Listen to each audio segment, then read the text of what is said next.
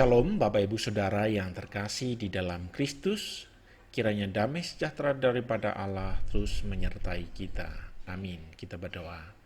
Bapa di dalam surga, saat ini kami mau merenungkan kebenaran firman-Mu, berbicara belah bagi kami semua sehingga kami dapat mengerti. Amin. Matius 9 ayat 36 demikian. Melihat orang banyak itu, tergeraklah hati Yesus oleh belas kasihan kepada mereka, karena mereka lelah terlantar seperti domba yang tidak bergembala. Bapak Ibu Saudara, bagaimana tindakan orang yang saling mencintai? Tentu mereka akan berusaha sebisa mungkin untuk mewujudkan cintanya, meskipun berisiko. Resiko itu akan ditanggungnya sedemikian rupa. Matius 9 ayat 36 mencatat momen yang sangat penting dalam pelayanan Yesus Kristus.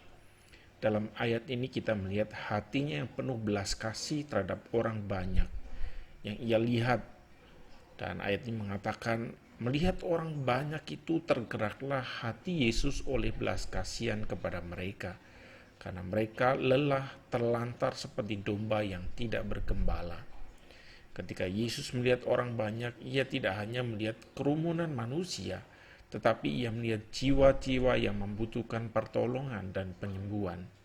Ia melihat orang-orang yang lelah, terlantar, dan terhempas seperti domba yang tidak memiliki gembala. Tetapi apa yang membedakan Yesus adalah belas kasihnya yang tidak terbatas. Ia merasa tergerak oleh belas kasihan kepada mereka. Belas kasih itu tidak hanya berhenti pada perasaan belas kasih belaka. Belas kasih Yesus mendorongnya untuk bertindak, melayani, memberikan solusi bagi kebutuhan orang banyak tersebut. Kita melihat Yesus mengajar mereka tentang kerajaan Allah, menyembuhkan mereka dari penyakit dan penyakit jiwa, dan memberikan makanan kepada mereka yang kelaparan. Ia tidak hanya memperhatikan kebutuhan rohani, tetapi juga kebutuhan fisik dan emosional. Di dalam konteks penginjilan, renungan ini mengajarkan kita beberapa hal yang berharga. Yang pertama, belas kasih adalah sifat yang harus melekat di dalam hati kita saat kita berbagi Injil kepada orang lain. Ketika kita melihat orang-orang yang di sekitar kita, apakah kita melihat mereka sebagai jiwa-jiwa yang membutuhkan keselamatan dan pertolongan, atau hanya sekedar orang yang biasa?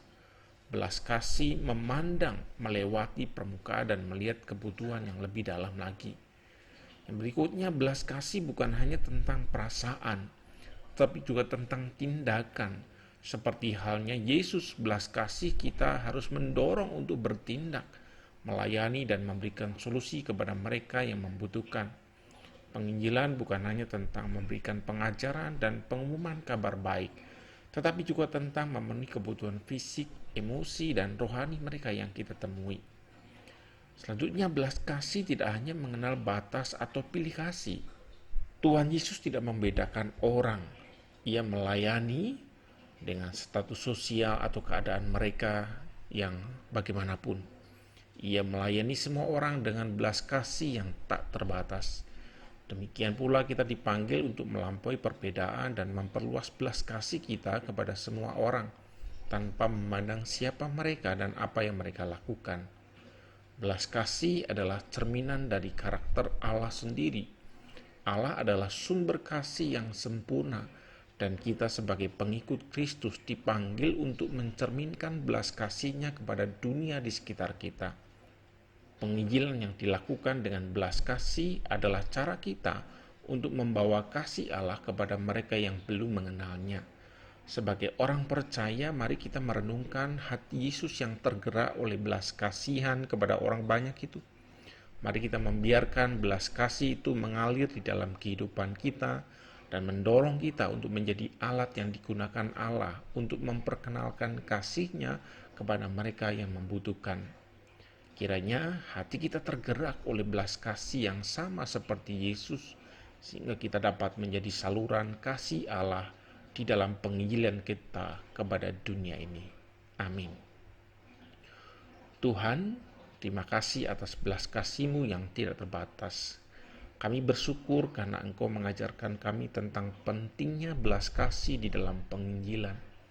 Kami berdoa agar Engkau membuka hati kami supaya kami dapat melihat orang-orang di sekitar kami dengan belas kasih yang sama seperti Yesus.